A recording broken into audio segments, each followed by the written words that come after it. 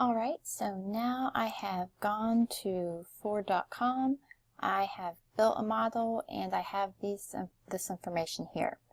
And so now I have gone back to Word and I put some of this information in my table here. I might decide later I need to add a couple more like fuel economy, things like that, but this is my first information, but I need to make sure I cite this information. So how am I going to do that? Well, right now your book gives a little bit of information, but you can also use citationmachine.net. We're going to use APA style for tech writing, and so what you're going to do is you're going to click on APA, then click on website. Then you're just going to go back to your website where you built the truck, hit Control-C on your keyboard, then come back over here and put your cursor there, hit Control-V, or copy it from the website and paste it, whichever. I just like to use shortcut keys. And then hit Search Websites, and now it's going to look. If it says no results found, that's because of all this additional information. So then what you can do is you can, might need to add it yourself, so you can put build your own, and it's a Ford F-150, Ford F-150 for 2016.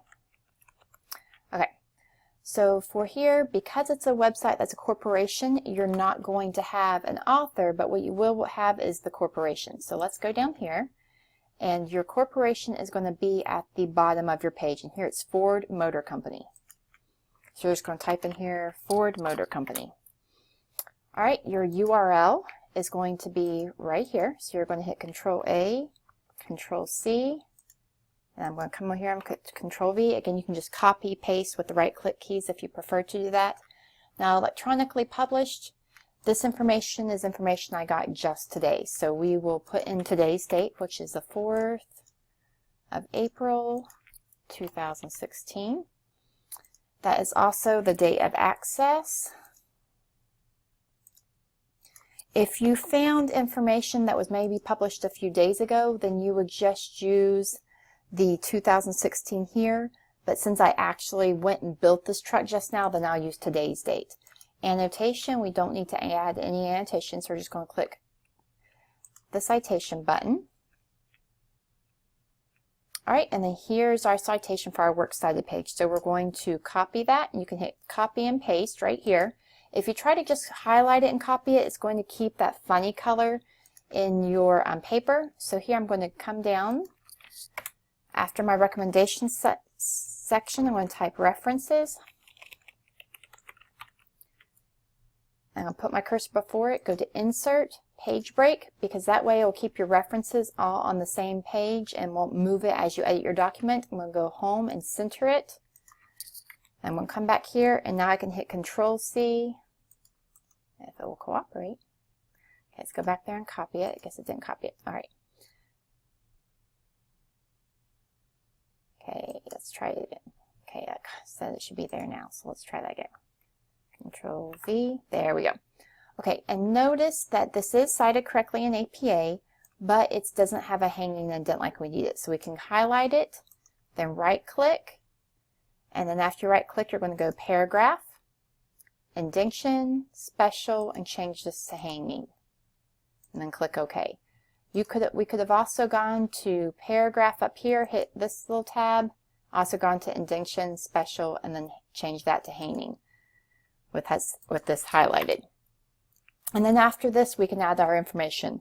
Notice that this font is different than this one, so whichever one you need to go with, you need to make sure you change the font throughout your paper to match.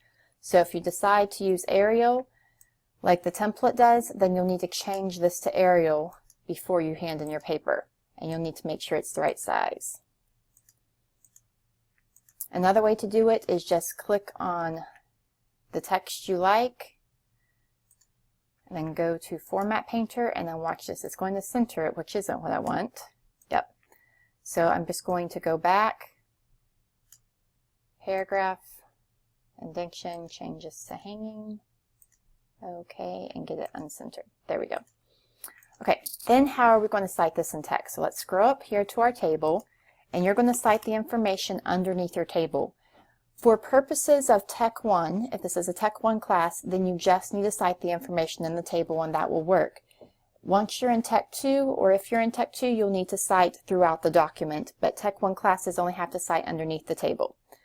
So we're going to go back here, and then it gives what's called a parenthetical reference. That's what you're going to want. So click on parenthetical. This has all the information you need. You don't need to add anything else. Just hit copy and paste. And again, it's going to copy it to our clipboard. Go back here, hit Control V, and it just added it right in. Now, when you add your other citations, you're going to put a semicolon and then add in, here I would add in, probably say Toyota, comma 2016 is what the next one's going to say. But you're going to add them all in, and then you're going to close off the parentheses after you've added them all in. So after this point, we're going to have semicolons between all the other 3 websites I'm going to cite here, and then close them all off with parentheses. So we would have Toyota, comma 2016, or whatever information it gives us there, and then same thing for Chevy, dot, dot, dot, and then close them all off with parentheses. All right, if you have any questions about citing using Citation Machine, please let me know.